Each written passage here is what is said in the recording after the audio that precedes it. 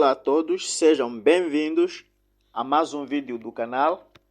Hoje iremos abordar o quarto tema da série Textos Bíblicos Difíceis de Compreender, que é Espíritos em Prisão, baseados em 1 de Pedro 3, 18, verso 20. Jesus Cristo, após a sua morte e antes da sua ressurreição, esteve pregando aos mortos do dilúvio. Alguns chegam aqui a afirmar que esse texto, Pedro está querendo dizer que Jesus, após de morrer, antes de ressuscitar, estava pregando aos mortos, aqueles que morreram no tempo do dilúvio. Será que é isso que o texto quer nos transmitir? Como entender então este texto de 1 de Pedro 3, 18? Mas antes disso, vou pedir para que possas aí clicar em inscrever-se no canal, ativa o sininho das notificações para que assim que publicar-se um novo vídeo possa ser notificado. Não esqueça de compartilhar este vídeo aos amigos, famílias, para que também possam ter acesso a esses conteúdos. Clique aí em gostei. Vamos a isso. Entre a sua morte e ressurreição, pregou Jesus aos mortos? Como entender este texto? Veja o texto de 1 Pedro, o que diz. Pois Cristo padeceu uma única vez pelos pecados, o justo pelos injustos, para levar-nos a Deus. Ele, na verdade, foi morto na carne, mas vivificado no Espírito, na qual também foi e pregou aos espíritos em prisão, os quais noutro tempo foram rebeldes, quando a longanimidade de Deus esperava. Nos dias de Noé, enquanto se preparava a arca, nela poucas, isto é, 8 almas se salvaram. Então, ao lermos em texto, conforme alguns creem, dá-nos a entender que Cristo, após a sua morte, pregou aos espíritos em prisão, pregou àqueles que estavam mortos. Será que é isso que o texto quer nos transmitir? Será? Cristo que esteve morto na carne, mas foi vivificado no Espírito, no qual também pregou aos espíritos em prisão. Como entender este texto, queridos amados? Vamos aqui ver alguns pensamentos de alguns estudiosos em relação ao texto. O primeiro pensamento provém de uma obra de Dante, o poeta italiano do século VIII. A esta obra chama-se A Divina Comédia, onde ele descreve uma viagem imaginária ao inferno, que no seu entender tem 9 círculos, sendo o primeiro chamado de limbo, onde estavam os que morreram sem pecados, mas antes de Cristo, portanto sem batismo. Este é o primeiro pensamento. Então vamos ver o que esse é um dos círculos que se chama limbo, o que diz. Veja o que afirma. Um ente poderoso deu entrada no limbo, ostentando uma coroa como símbolo de vitória, e levou consigo muitos que aqui habitavam. O ente poderoso era Jesus Cristo, e livrou das sombras para desfrutarem a luz celeste que brilha nos domínios de Deus. Adão, Eva, Abel, Noé, Moisés, Abraão, o rei Davi e muitos outros. Então, a Divina Comédia na página 45 e 46, que afirma que o ente poderoso, que neste caso é Cristo, livrou das sombras alguns que é para desfrutarem da luz celeste que brilha nos domínios de Deus. E esses tais são Adão, Eva, Abel, Noé, Moisés, Abraão, o rei Davi e muitos outros. Vamos ver o segundo pensamento em relação ao texto, que vem no rodapé da Bíblia de Jerusalém. O que diz? O que diz nesse texto? Enquanto a carne de Jesus estava morta na cruz, seu espírito desceu a Hades, inferno. Hades quer dizer inferno. E pregou aos espíritos dos antediluvianos, que se perderam, dando-lhes uma segunda oportunidade da salvação.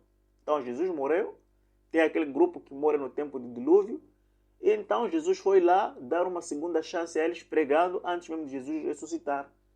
Será que é isso que está lá em 1 de Pedro 3? É isso? Vamos ver outra interpretação do texto que encontramos no credo, no catecismo. Creio em Jesus Cristo, seu único Filho, nosso Senhor, que foi concebido pelo poder do Espírito Santo, nasceu da Virgem Maria, padeceu sob Pôncio Pilatos, foi crucificado, morto e sepultado. Desceu à mansão dos mortos, ressuscitou ao terceiro dia. Catecismo da Primeira Comunhão, página 23. Então está a afirmar que Jesus desceu à mansão dos mortos. Esteve lá em contato com alguns mortos. E chegou a afirmar que foram os mortos do tempo de dilúvio. Será que é isto que o texto que acabamos de ler de Pedro quer dizer-nos? Como então entender este texto? Vamos ver a outra posição, que é, portanto, a posição dos protestantes em relação ao texto. Então, alguns protestantes afirmam que no intervalo entre a sua morte e ressurreição, Jesus foi pregar aos espíritos encarcerados, outrora desobedientes, como se tivesse sido dado uma chance àqueles que já morreram no tempo de dilúvio. A outra posição dos protestantes: Jesus desceu ao Hades em estado desencarnado, pregou aos espíritos que foram desobedientes no tempo de Noé. Esta é a interpretação de alguns, que Jesus desceu para pregar aos espíritos que foram desobedientes no tempo de Noé. A outra parte dos protestantes chegam a afirmar que Jesus desceu ao Hades para oferecer nova oportunidade de salvação aos perdidos. Será que é isto, queridos amados? Como então entender este difícil texto? Como entender? Será que realmente Cristo desceu ao mundo dos mortos para poder pregar-lhes o Evangelho? Porque todas essas interpretações caem diante de uma única passagem da Bíblia. Todas as interpretações que nós vimos acabam caindo. Acabam sendo derrubadas diante de uma única passagem da Bíblia. Qual é? Qual passagem derruba aquelas teorias que acabamos de ver? Esta passagem encontra-se em Eclesiastes, que diz assim: porque os vivos sabem que há o de morrer, mas os mortos não sabem de coisa nenhuma. Não têm jamais recompensa, mas a sua memória ficou entregue ao esquecimento. Se o texto diz que os mortos não sabem, já morreram, esqueceram-se de tudo, e que não há vida após a morte, como poderia então Jesus ter ido pregar aos espíritos em prisão? Como Jesus poderia ter ido pregar aos que morreram no tempo de Noé? Uma vez que a Bíblia disse que todos, quando morrem, estão apagados, não têm conhecimento de nada. Então, neste caso, Jesus também estava apagado, não teve conhecimento de nada. A sua memória estava entregue ao esquecimento. Então, como entender isto, queridos amados? Como entender este texto? Vamos prestar atenção a cada ponto do texto que acabamos de ler. Vamos prestar atenção a cada ponto do texto de Pedro. Primeiro, diz assim, ao começar o texto, diz: Jesus foi morto na carne. Jesus foi morto na carne. Esta é a primeira parte para entendermos o texto, certo? Jesus foi morto na carne, mas vivificado pelo Espírito. Pedro estava a afirmar que há participação do Espírito na ressurreição de Cristo.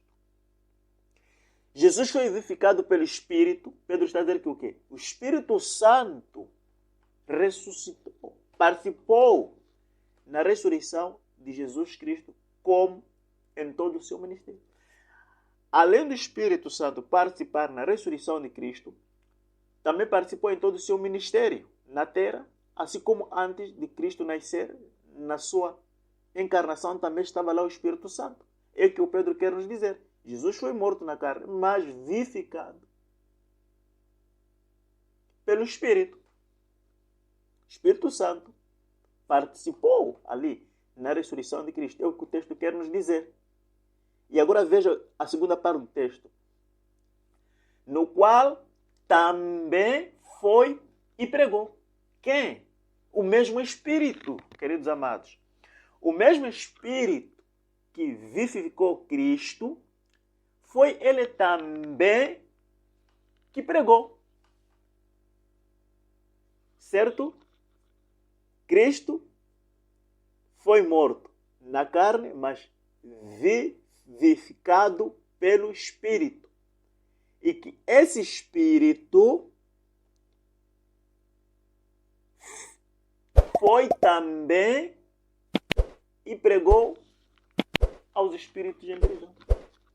Foi através do Espírito Santo, o Espírito de Cristo, de acordo com Romanos 8, 9, que Noé, o pregador da justiça, levou a mensagem divina aos antediluvianos. Então, o texto está nos dizer assim: Cristo foi vivificado pelo Espírito, na qual também foi, quem também? O mesmo Espírito, que além de vivificar Cristo, o mesmo Espírito também pregou aos que morreram.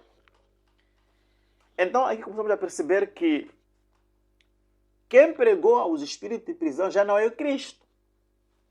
Foi o Espírito Santo, por meio de Noé, que levou essa mensagem aos antediluvianos. Então, aqui é o primeiro ponto, para percebermos que não foi Cristo, mas foi o Espírito. Agora, vamos perceber, este Espírito Santo, em que momento pregou esta mensagem aos que morreram? Depois deles morrerem pelo dilúvio ou mesmo antes, quando estavam em vida? 3.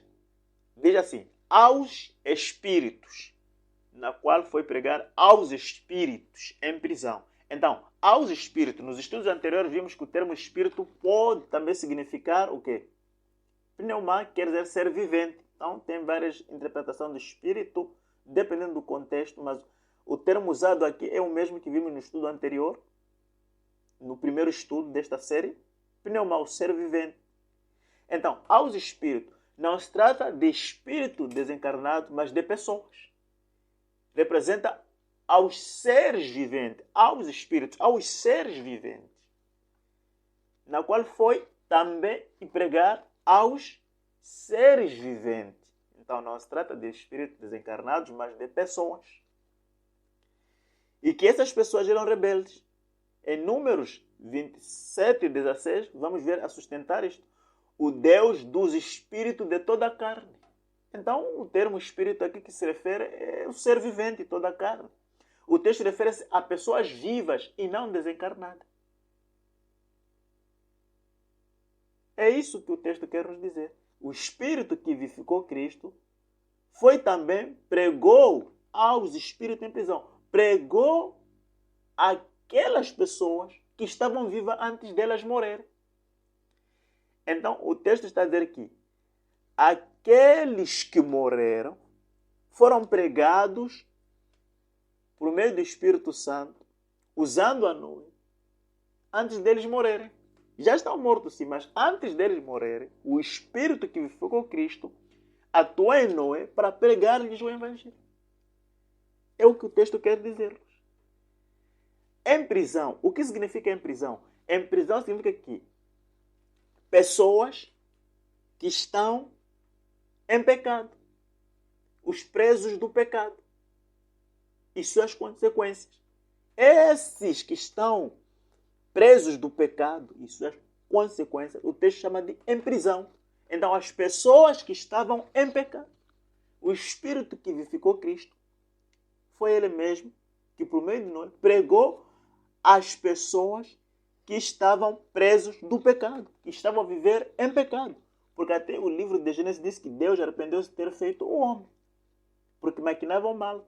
Todo pensamento, tudo na mente estava lá, só pensando em praticar o mal. Então, por isso Deus trouxe esse juízo ao povo antediluviano. É isso. Não foi Cristo, não, que se refere aqui, pregou quando estava morto, porque ele também estava no esquecimento. Conclusão do texto. O texto em estudo está falando que o Senhor Jesus Cristo, que morreu e ressuscitou, era o mesmo que, através do seu Espírito, atuou em Noé, pregando aos rebeldes desobedientes antediluvianos, antes do dilúvio, quando ainda estavam em vida. Então, o Espírito Santo, o mesmo Espírito que ressuscitou Cristo, é o mesmo que, através de Noé, pregou aos rebeldes desobedientes antes deles morrerem. É o que o Pedro quer nos transmitir aqui, esta informação. Não se trata de Cristo estar ali a pregar no submundo, porque o texto diz que a Bíblia afirma-nos que não há vida após a morte. Não há. Não há vida após a morte. Tudo jaz no esquecimento. E não há segunda chance após a morte. A mensagem é pregada enquanto o crente está vivo. A mensagem é pregada enquanto o crente está vivo. Quando morre, acabou. Quando morre, acabou por dar. Não existe nenhuma segunda chance. Significa que os que morreram antes do dilúvio ouviram a mensagem de Noé e não quiseram se arrepender e veio o dilúvio e o destruiu. Não houve mais segunda chance. Neste exato momento, eles estão aguardando o juízo final pela ocasião da volta de Cristo. E as suas obras o acompanharam. Quem praticou o mal irá responder no dia de juízo. Não houve nenhuma segunda chance. A mensagem ficou. Assim como hoje, Deus deixa a sua mensagem para cada um de nós. Quem não quiser ouvir, será destruído. A Bíblia diz que quem não crer será condenado. Não haverá segunda chance após a sua morte. Nenhuma. Não haverá segunda chance nenhuma. A chance é nos dada enquanto estamos vivos. Sim, enquanto estamos vivos. Assim como Noé deu a mensagem e o povo deveria tomar decisão e entrar na arca antes do dilúvio. Aquele povo está perdido se não aceitou a Cristo, se não aceitou a Deus, se não aceitou a pregação de Noé, estão perdidos. Não houve nenhuma segunda chance para eles. Tinham aquela chance de ouvir a mensagem naquela época, assim como tu tens a mensagem de ouvir hoje. Se não aceitar a Cristo, se não aceitar o Evangelho de Cristo, não tem como alcançar a salvação. Não existe segunda chance nenhuma após a morte. Não existe. Deus só pode nos dar inúmeras chances enquanto estivermos a vida. Mas depois de morrermos, não há mais chance. Tudo apagou-se.